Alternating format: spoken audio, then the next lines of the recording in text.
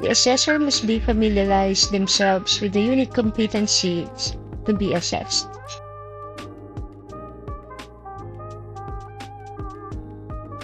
Ensure that the assessment site complies with the relevant OHS requirements.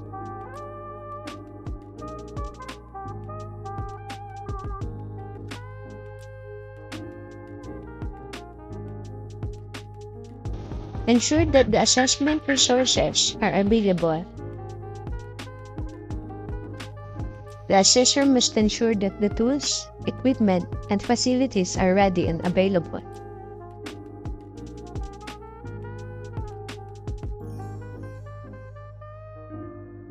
A checklist of tools, equipment, and facilities must be on hand to help the assessor monitor the availability and completeness of the tools, equipment, and facilities. Plan and prepare the evidence gathering process. The assessor shall receive assessment package composed of the following: specific instruction to the candidate, written test, performance test, demonstration checklist, questioning tool. Good morning, everyone. I am Andres Sanchez. I'm your competency assessor for Kuwari and NCA. I'm here together with Mr. Nevin Canag. He's the central manager, and also with Ms. Reynalyn Mayo. They are from the TESDA Provincial Office, and they are here to oversee the conduct of assessment. Also, the process and the procedure. So before we start, I will call your name for the attendance. Come here in front and give your attendance. Nevin Canag.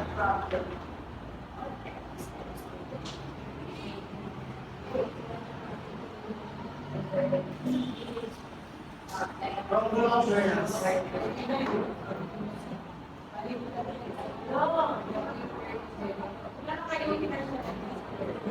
Ryan 17.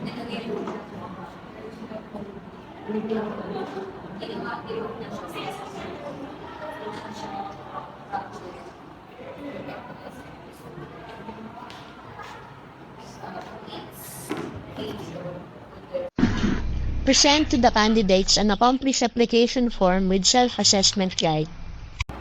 Now that we are done with the attendance, what I have here in front is the self-assessment guide. And I will give this to you one by one.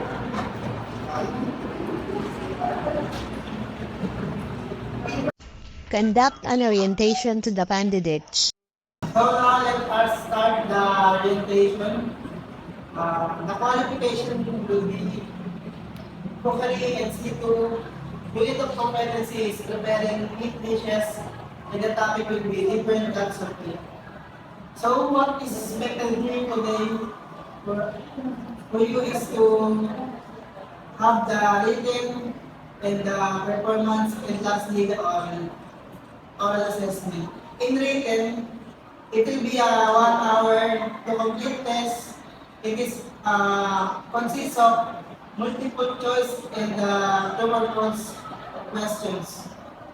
After doing the written test, we shall proceed with the performance test, and you shall wear your proper attires. So it will be a 2 hour assessment, and in that assessment, I shall give you a scenario. In that scenario, you will be imagining yourself as a meat vendor in a wet market near your place. Then your customer ordered you cube joints, but you researched it for loin joints. So what shall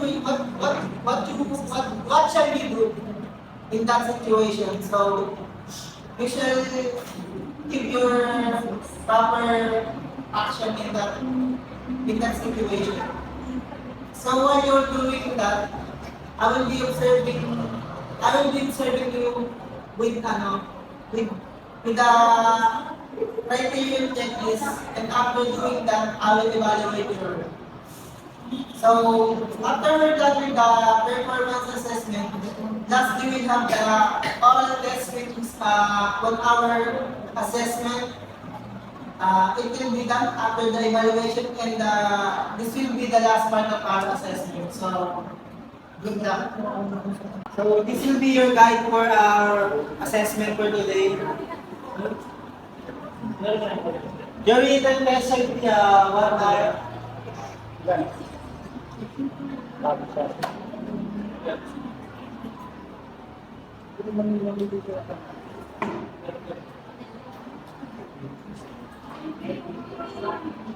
Then your performance test shall be 2 hours.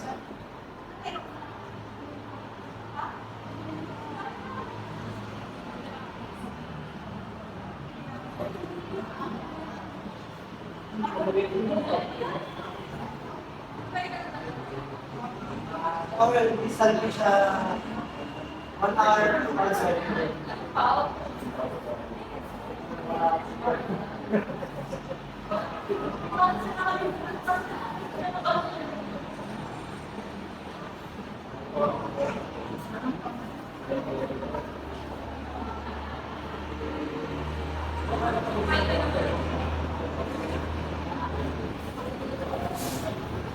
So after the oral exam, we shall proceed with the feedback.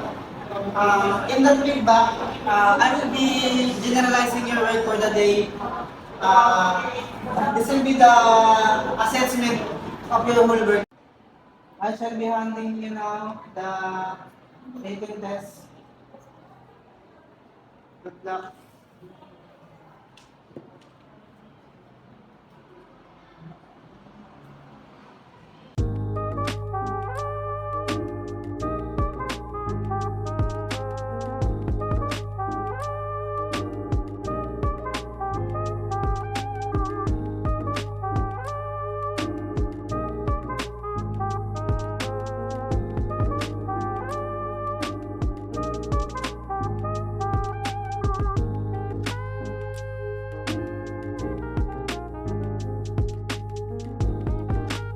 Explain to the candidate the task to be performed. So now, I will show you how to cube joints, and after doing it, you shall do it also.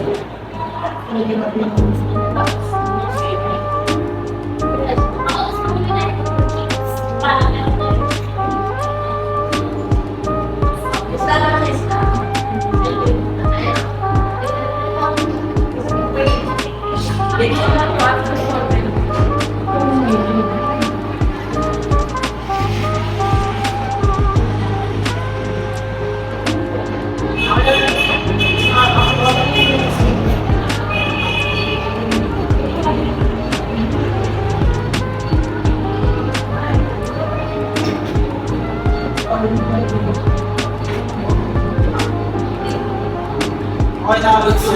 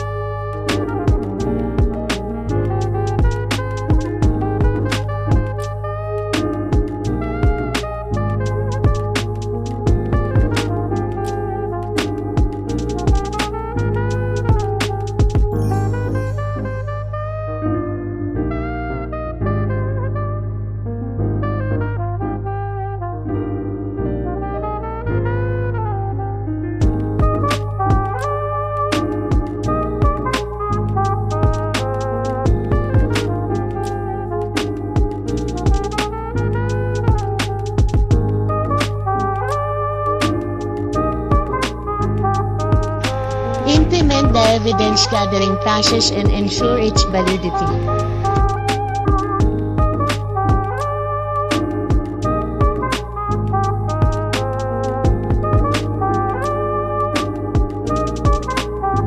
Observe the candidate and keep notes of the candidate's performance during the entire conduct of assessment.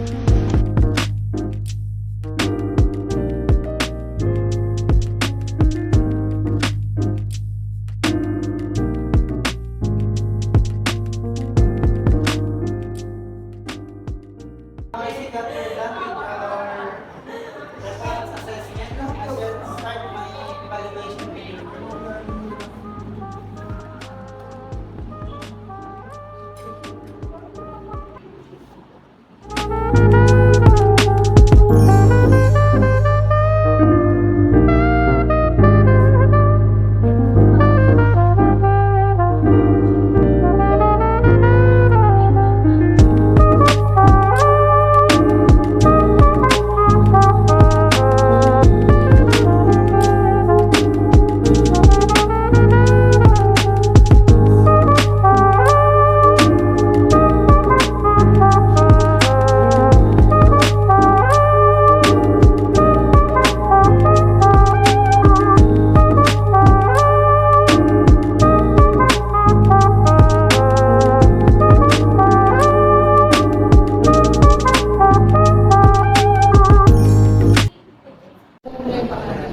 Okay, now we're done.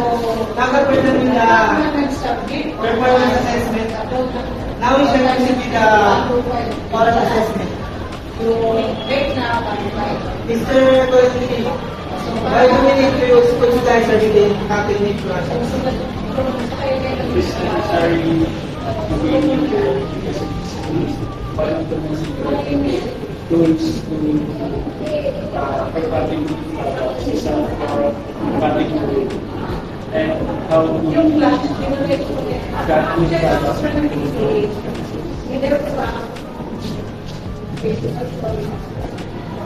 Mr. Berna, are you allowed to be an practical products?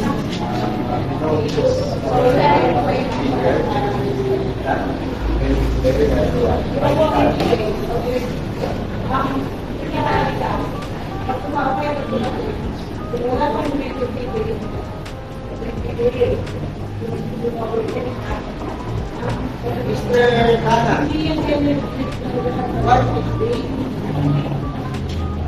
what is the, is it important to observe safety precautions when tracking products?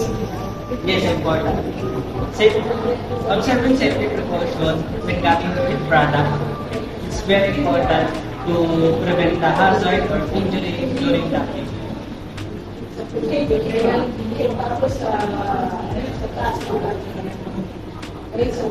Okay. Now that we're done with the oral assessment, what I have here is the feedback of your skill assessment, including the written, the performance, and the oral assessment. Mr. Colorino, you can see here my feedback for you is you pass. Mr. Bernas, you also pass, you can see. And lastly, Mr. Kalag, you pass. Fine. Now that all of you have passed the assessment, the certificate can be given within 5 working days.